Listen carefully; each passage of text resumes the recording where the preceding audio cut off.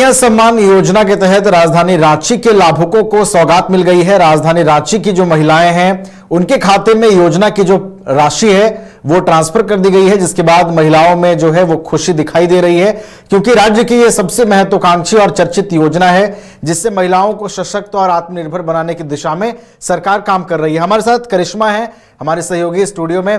करिश्मा, अन्य जिलों के लिए पैसे पहले जारी हो गए थे और अब देखिए राजधानी रांची में जितने लाभुक हैं उनके भी खाते में राशि चली गई है।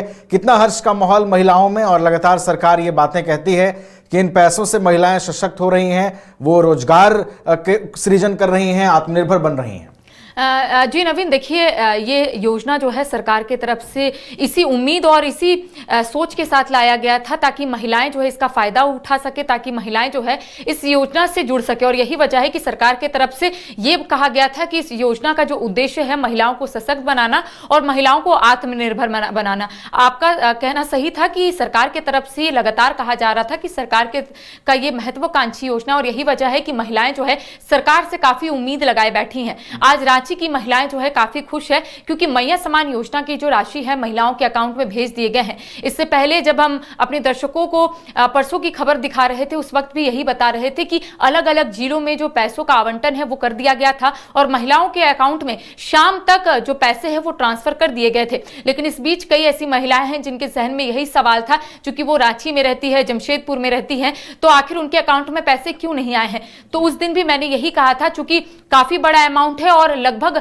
56 लाख महिलाएं जो है इस योजना का लाभ उठा रही हैं, तो ऐसे में एक एक करके महिलाओं के अकाउंट में पैसे जा रहे हैं डीबीटी के माध्यम से, तो प्रोसेस जो है काफी लंबा हो जाता है। अब देखिए रांची डीसी की तरफ से भी एक विज्ञप्ति जो है जारी कर दिया गया है और ये कहा गया है कि रांची की भी महिलाएं जो है वो काफी खुश है क्योंकि उनके अकाउंट में पैसे ट्रांसफर कर दिए गए हैं। साथ ही साथ सरकार की तरफ से ये योजना इसलिए लाई गई थी क्योंकि ये कहा जाता था कि आधी आबादी जो है वो उनको उनका हक और अधिकार नहीं मिल पाता है। आधी आबादी जो है आज भी किसी और पर निर्भर है, या तो अपने घर पर है तो अपने पति पर निर्भर है, या तो अपने माता पिता पर निर्भर है। तो ऐसे में सरकार की तरफ से यह कोशिश की जा रही थी कि जो महिलाएं हैं वो सशक्त हो सके और अपना छोटा मोटा बिजनेस शुरू कर सके, ताकि वो और भी महिलाओं को इससे जोड़कर एक नौकरी उन लोगों को के लिए भी दे। तो ऐसे में आप देखिए हम कह सकते हैं कि रांची की भी महिलाओं के अकाउंट में पैसे आ गए हैं और इसके साथ ही अलग अलग जिलों में भी पैसों का आवंटन कर दिया गया है। कुछ महिलाएं ऐसी है जिनका कहना है कि उनके अकाउंट में पैसे नहीं आए हैं, तो ऐसी महिलाओं को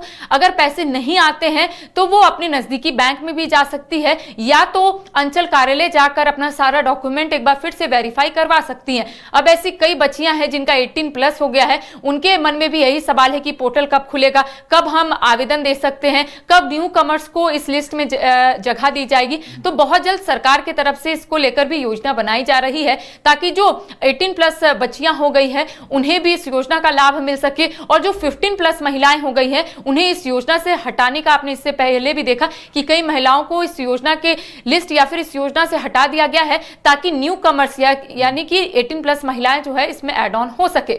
तो अब सरकार की तरफ से यही कहा जा रहा है कि हर महीने इसी तरीके से पैसे जो है महिलाओं के अकाउंट में भेजे जाएंगे। लेकिन असम में विधानसभा का चुनाव है, वहां पर भी आपने देखा कि मुख्यमंत्री हेमंत सोरेन झारखंड की योजनाओं को लेकर कहीं ना कहीं जनता के समक्ष अपनी बात को रख रहे हैं और उनका यही कहना है कि झारखंड की महिलाएं जो है सशक्त हो रही हैं, झारखंड की महिलाएं आत्मनिर्भर हो रही हैं, उन्हें हर महीने 2500 समान राशि के तौर पर मिल रहे हैं। तो अगर झारखंड में मिल सकता है तो असम में क्यों नहीं। ये लगातार मुख्यमंत्री हेमंत सोरेन के साथ साथ गांडे विधायक कल्पना सोरेन तमाम महिलाओं से बातचीत के दौरान कह रही हैं। तो एक एग्जाम्पल सेट हो रहा है, एक कह सकते हैं कि सरकार की तरफ से जो योजना चलाई जा रही है वो कैसे और राज्यों में जाए, कैसे एक मैसेज जो है पॉजिटिव मैसेज लोगों के बीच में जाए, वो कहीं ना कहीं सरकार की तरफ से ये कोशिश की जा रही है कि और राज्य की महिलाएं जो है झारखंड की महिलाओं की तरह सशक्त हो सके, आत्मनिर्भर हो सके। जी, तो झारखंड की सबसे चर्चित मैया सम्मान योजना की राशि अब राजधानी रांची के लाभुकों तक भी पहुंच गया है। इसके अलावा करिश्मा ने बताया कि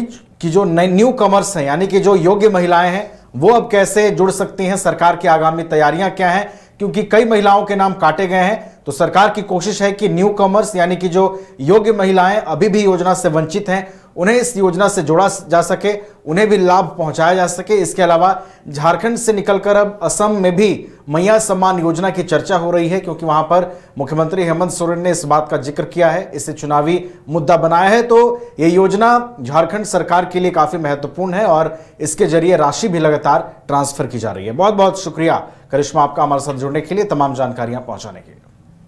बायोम इंस्टीट्यूट नीट की तैयारी के लिए एक भरोसेमंद नाम। यहाँ अनुभवी फैकल्टी, स्मार्ट क्लासरूम और बेहतरीन टीचिंग मेथड से स्टूडेंट्स को मिलती है मजबूत तैयारी। यहाँ हर स्टूडेंट को मिलता है पर्सनल गाइडेंस और डाउट क्लियरिंग का पूरा सपोर्ट। नीट 2027 और 28 के लिए फेज 1 बैच 9 अप्रैल से शुरू हो रहा है। आज ही बायोम इंस्टीट्यूट से जुड़े और अपने डॉक्टर बनने के सपने को दे सही दिशा। बायोम इंस्टीट्यूट सिर्फ मेडिकल प्रिपरेशन का संस्थान।